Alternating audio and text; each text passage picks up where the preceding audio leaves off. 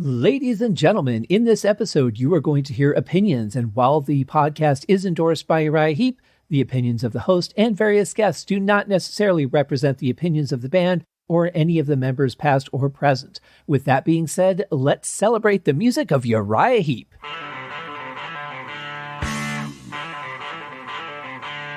Welcome to Uriah Heep, the Magician's Podcast. I'll be covering every studio song the band has recorded and every bonus track that I can find. Each week we'll go over a new song from the beginning to where they are currently, and as they keep adding albums, I'll keep adding shows. Let the deep dive party begin. In the magic garden, some were singing, some were dancing.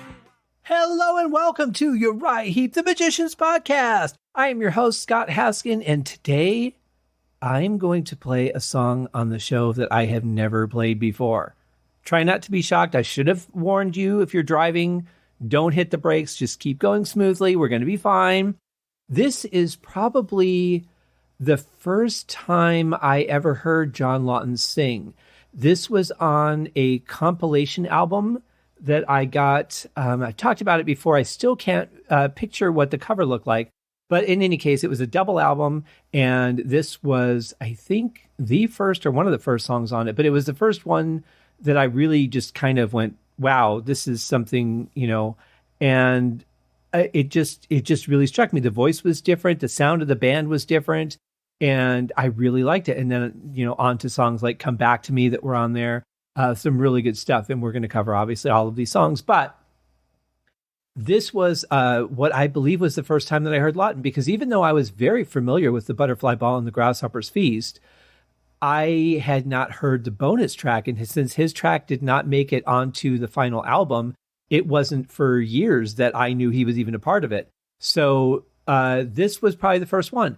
And right away, I liked his voice. I just liked it right out of the gate. I thought it sounded really unique, very strong, lots of passion, and definitely a great singer for Uriah Heep.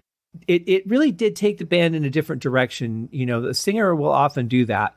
But in this case, I think it was a great direction to take. It was a short-lived era, but a great one nonetheless. So let's get right into the song so you can hear what I heard. Here it is by Uriah Heep, Free Me.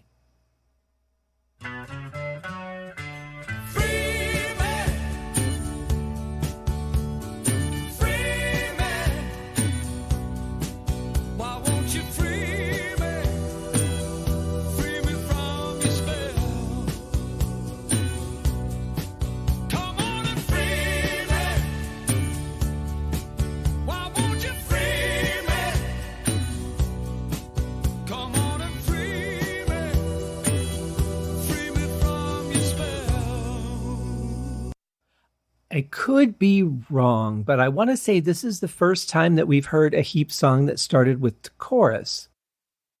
There might have been another one, but I can't think of it if there was that we've covered so far. But it's just such a warm introduction, though. As short as it is, just that little lick on guitar kind of gives you just a taste of where you're headed. I love the sound of that. The organ and guitar together sound really good. And tambourine's kind of a rare thing for Heep. But around this time, mid to late 70s, the tambourine did make some appearances here and there in that pop culture of music. And I kind of like it here. It's not overplayed. It's just a nice little accent. And I think it kind of fits. Why should I worry that you might not love me? You're not the only love that I've ever had. Your sweet memory will always comfort me. So why should I be feeling sad? As far as I can tell, you knew so well I was always at the end of the line. I've loved you as much as any man can, but not enough to make you mine. This is one of those songs that, from a lyrical standpoint, I'm pretty sure it's safe to say we can all identify with. We've always wanted somebody that we couldn't be with or couldn't have for one reason or another. And not just romantically, maybe it was a friend or, some influence in our lives that we wanted to be around and couldn't. Whatever it is, everybody's got a story that they could tell. And I think this one lays it out pretty plainly.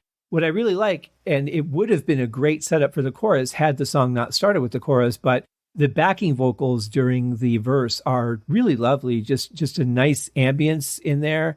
And that would have set up the chorus. But since we already know how the chorus is going to go, you can't say, yeah, forget we did that and just listen to this chorus. Because we've obviously had that experience already, and that's fine. It doesn't really hurt the chorus any to have the knowledge of what it's going to be. And, you know, they're going to put little things in there that make it different anyway.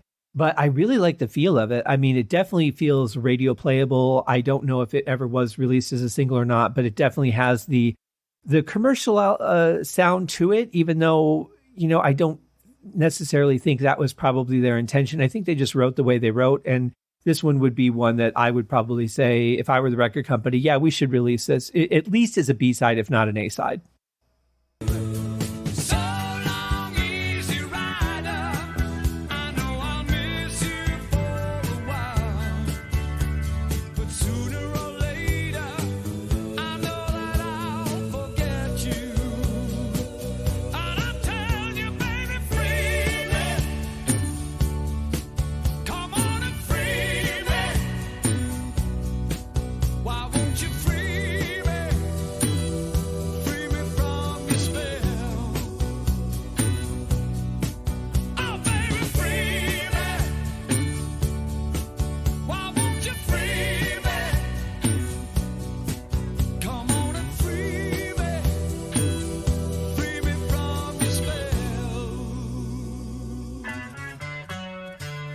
I really like those little bass runs right where the tambourine is. That's a nice little touch right there. And sometimes, you know, those are the things that really make a song stand out in your mind. Just those little unexpected moments, things that, you know, he might not have even thought about doing. It just was the way he played it and said, all right, that's cool. I think I'll keep that. Or somebody else might have said, hey, I like what you did there. Let's keep that.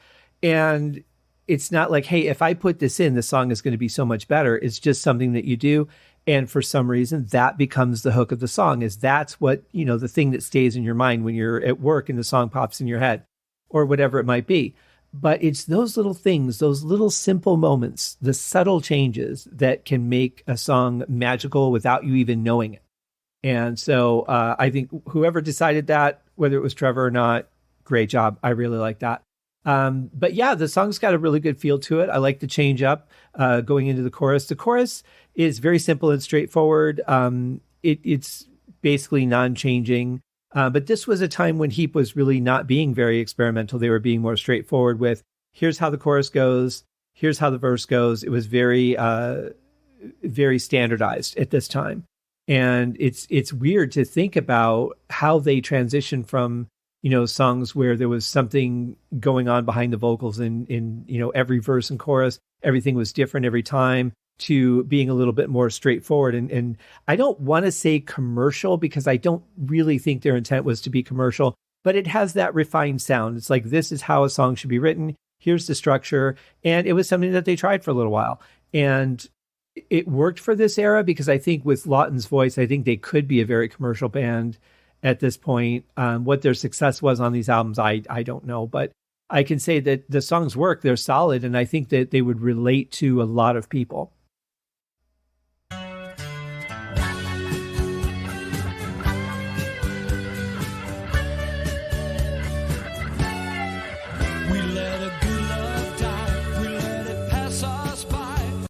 Well, it was a short solo, but it really captured the moment, right? I mean, the thing that you're feeling when you're talking about how things didn't work out and you wish things could be better. And you know what? I'll get over you, but I'm really not going to unless you let me go in my head, which is something that the other person could never do. I always love that battle that you have with yourself of, I need them to release me, but they're not doing anything. They might not even be thinking about you. You're the one that's obsessing and going, wow, you've consumed me. I wish we could be together, but no, let me go. And there's like no one there in the room. So I think lyrically, it's a very accurate kind of feeling, you know, that they're portraying here. But I think the guitars really captured it. I would have liked a little bit longer of a solo, but you know, as usual, great job, Mick. I also really like the tremolo that was very gently placed behind that solo. Really slow delay, but just just a nice little sound to enhance what was going on in the rhythm and the background melody of it. Again, one of those unexpected things that gets stuck in your head. Though you try to keep me hanging on, but with all this doubt, it'll never work out. So tomorrow I'll be traveling on and saying, so long, easy rider. I know I'll miss you for a while, but sooner or later, I know that I'll forget you. And I'm begging, baby. So that's it, right there. That is the thing that we all go through. We have those moments where we're taking control of our lives, saying, you know what, if you don't want me, fine. I'm just going to get up and get on with my life. I'm taking control. But could you, maybe could you do something to make this easier? And I'm saying, I have the power, I can do it. But then I'm turning around and saying, I can't do it. I need you to do it. I need you to make this happen.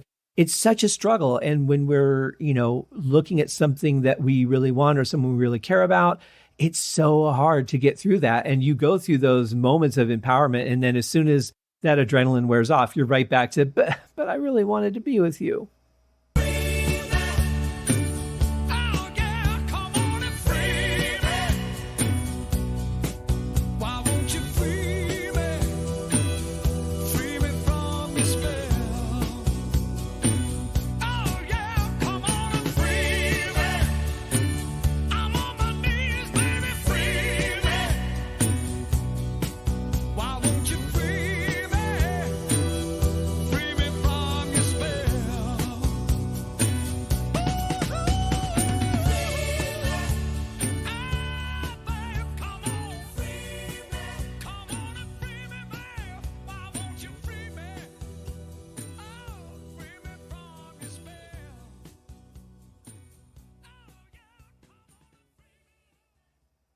Yeah, this is one that I'm okay with the fade out. It was nice to hear the backing vocals kick up just a notch before it started to decline in volume.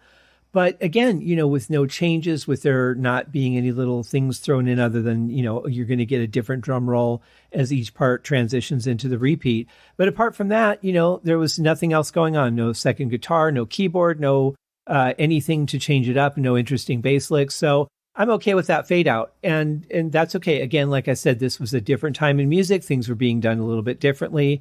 Bands were trying different things. And I feel like this was a somewhat experimental time for Uriah Heep.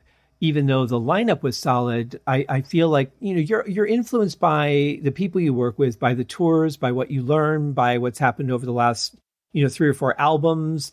But I think you're also influenced by what's going on around you as well. And I think that it was such a commercial time in music that maybe they were trying for that sound, or maybe that's what the producer wanted. But in any case, there's a fine ending here, and there's nothing wrong with it whatsoever. But it doesn't have those little extras in it that we've come to accept from Uriah Heep, where I've been, how many shows at the end have I go, no, don't end. I want to hear what happened. Quite a few.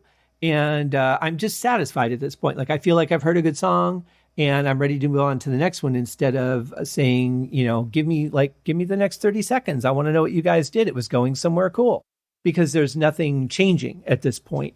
So I still say it's a good, solid song. Definitely something that could have been played on the radio. Maybe it was, I don't know. But in any case, a fine song just as it was. When I say these things, I'm really comparing it to what we've become to know from the band, what we come to expect. And so many brilliant minds on this song, but they didn't feel the need to add those things to this particular one for whatever reason. So great way to end the week, though, on a great song, wonderful backing vocals, strong performance from everyone.